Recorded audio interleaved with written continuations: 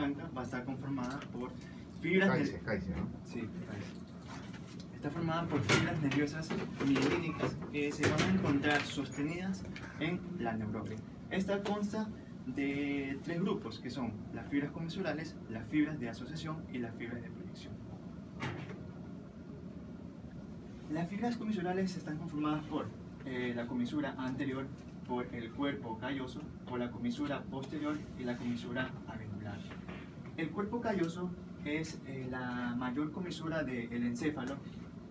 Esta se va a encontrar ubicada en la parte más profunda de la fisura longitudinal del cerebro y su función básicamente es poder conectar a los dos hemisferios cerebrales.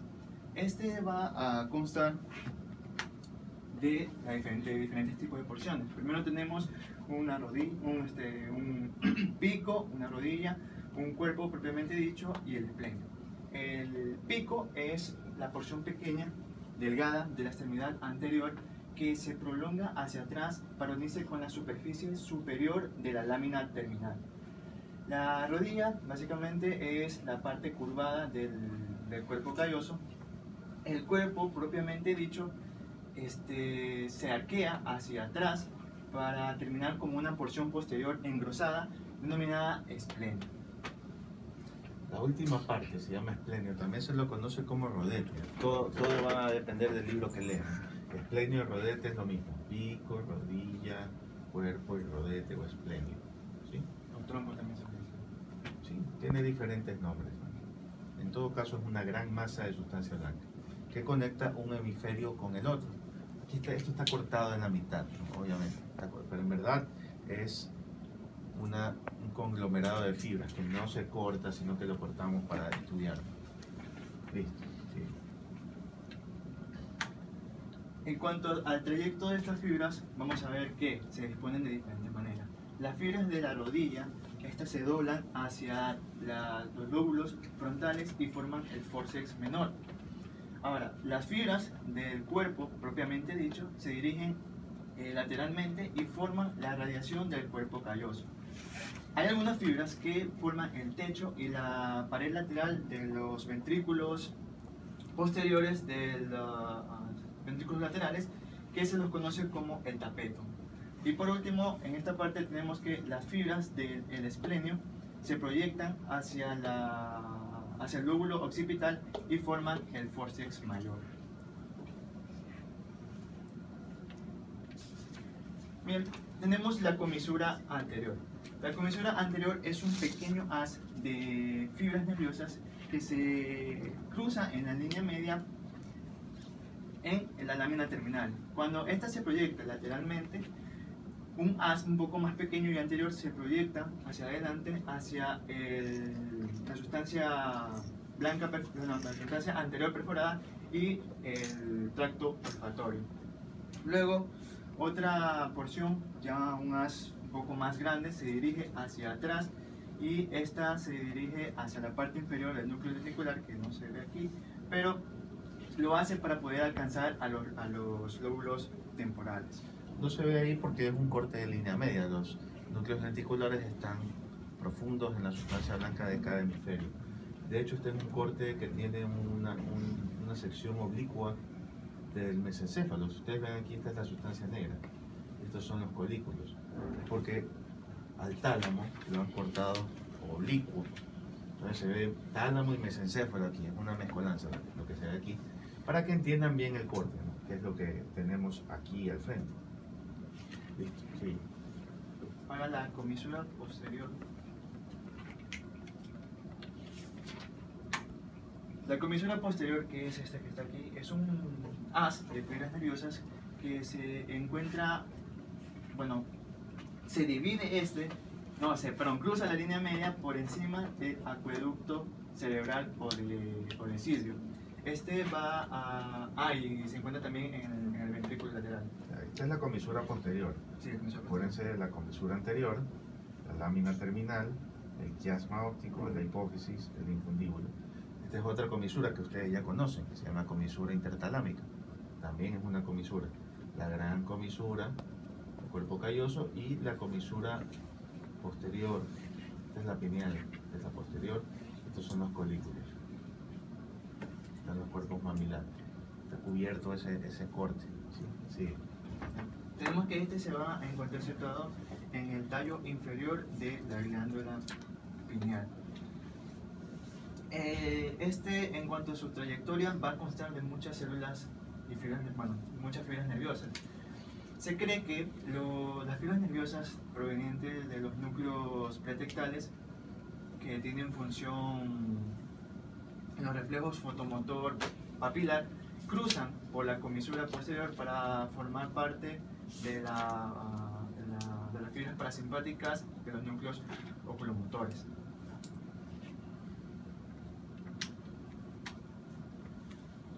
El fornix. El fornix está formado por fibras nerviosas mielínicas. Estas forman el sistema eferente del hipocampo, que pasa hacia los cuerpos mamilares del hipotálamo. Primero, estas fibras forman el alveo, que es una pequeña fibra de sustancia, son pequeñas fibras de sustancia blanca que...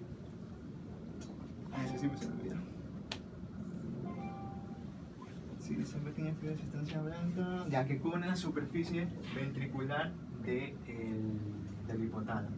Este alveo converge y constituye a la formación de la fibra del hipocampo. Esta fibra del hipocampo se engrosa y llega hacia la parte posterior del hipotálamo, y cuando llega acá se arquea y se va a ubicar por debajo del cuerpo calloso y por encima del tálamo.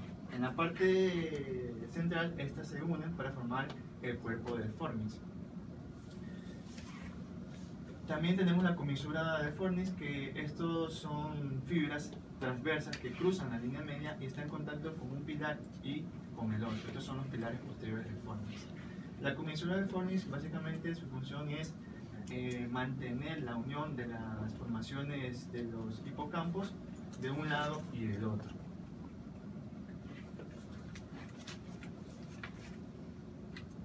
Aquí vemos en un corte transversal horizontal a los pilares posteriores del fornix, la comisura, la columna. Se llama corte axial.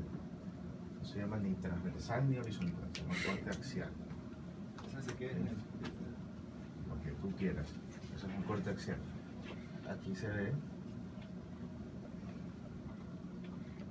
el fornix. Las columnas anteriores. Miren cómo está adyacente aquí a esta lámina que se llama septum pelluceo. Recuerden esta disposición porque eso se ve claramente en los estudios de resonancia magnética. Y los ventrículos, aquí está el tercero, los cuernos occipitales, tienen la disposición que tienen, ¿no? Y estos son los cuernos frontales. Ok, sigue. Tenemos la comisura avenular, que es esta pequeña porción. Es un pequeño haz de fibras nerviosas que se encuentra situado por encima de la raíz de la glándula pineal. Esta tiene relación con los núcleos avenulares, que llegan fibras eferentes provenientes de los cuerpos amigdalinos y del hipotálamo. Las fibras de estos dos llegan hacia los núcleos avenulares, que no están aquí, por medio de la estría medular. Las fibras que pasan por este sector se suelen dividir, suelen cruzar la línea media para ubicarse en los núcleos contralateral a través de la comisura.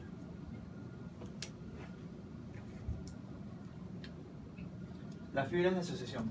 Estas son fibras nerviosas que tienen como función conectar distintas zonas del área cortical de un mismo hemisferio. Está dividida en dos partes: las fibras de asociación cortas y las fibras de asociación largas. Las fibras de asociación cortas están encargadas se encuentran ubicados por debajo de la corteza y básicamente conectan a las circunvoluciones adyacentes. Las fibras de asociaciones largas son las que están aquí.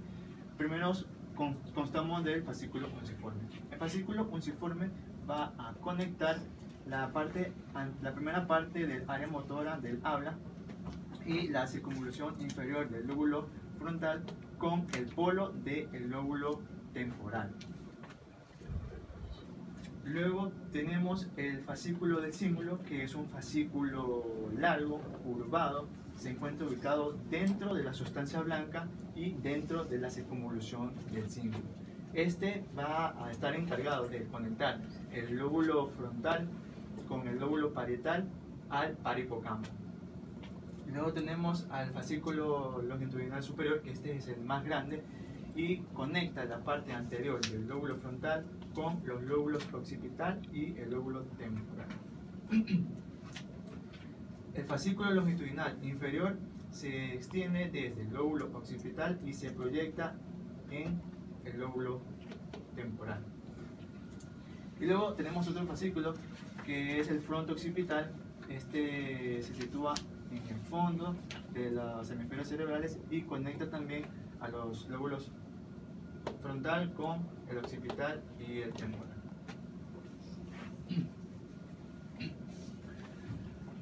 Bien, las fibras de proyección. Tenemos que las fibras nerviosas aferentes y eferentes van y vienen desde el tallo cerebral hacia la corteza cerebral. Las fibras que se encuentran ubicadas por encima del tallo cerebral constituyen a la cápsula interna.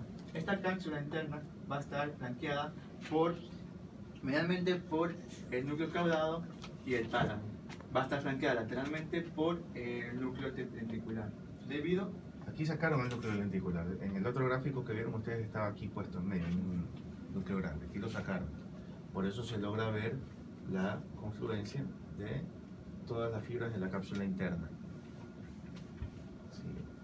Debido a la forma de cuña que tiene el núcleo lenticular, esta dobla a la cápsula interna, y en un corte horizontal transversal vamos a ver que forma un brazo anterior y un brazo posterior, ambos unidos por la rodilla de la cápsula interna. Una vez que estas fibras convergen sobre los núcleos, las masas nucleares, estas se irradian en distintas direcciones para poder constituir la corona radiada. Unas fibras que se encuentran en una parte más posterior, por detrás de la cápsula interna, irradian en la comisura calcárrea y forman lo que es la radiación óptica. Son grandes masas de sustancia blanca, ¿no? En cortes superiores se las ve aún más grandes acúmulos de sustancia blanca. Este es un corte a nivel de los núcleos de la base. Mientras más superior es el corte, menos sustancia gris se ve y más sustancia blanca a nivel de la base, ¿no? Obviamente la corteza siempre va a tener su sustancia gris. Sí. El septo pelúcido. El septo pelúcido es una lámina vertical delgada de tejido nervioso que está constituido por sustancia gris y por sustancia blanca. Esta va a estar rodeada en ambos lados por epéndime. Se va a encontrar ubicada entre el cuerpo calloso y el fornix. En la parte anterior, esta va a ocupar un espacio que queda entre el cuerpo propiamente dicho y la rodilla del cuerpo calloso. Esta va a estar encargada de formar una división entre las astas anteriores de los ventrículos laterales. Y para terminar tenemos la tela coroidea. La tela coroidea es un pliegue de la vía madre de dos capas. Se va a encontrar ubicado entre, aquí está,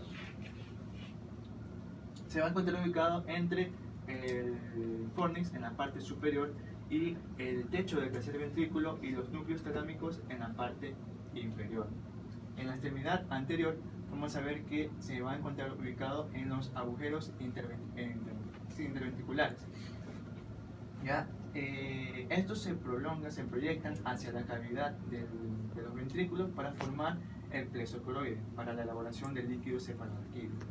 Hacia ambos lados de la línea media, esta se proyecta hacia abajo a través del techo del tercer ventrículo y constituye formar el plexo coroide del tercer ventrículo.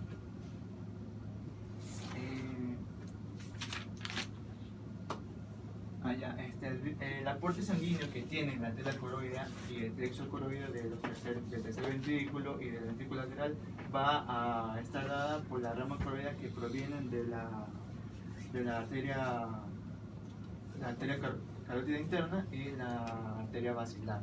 El drenaje venoso va a estar dado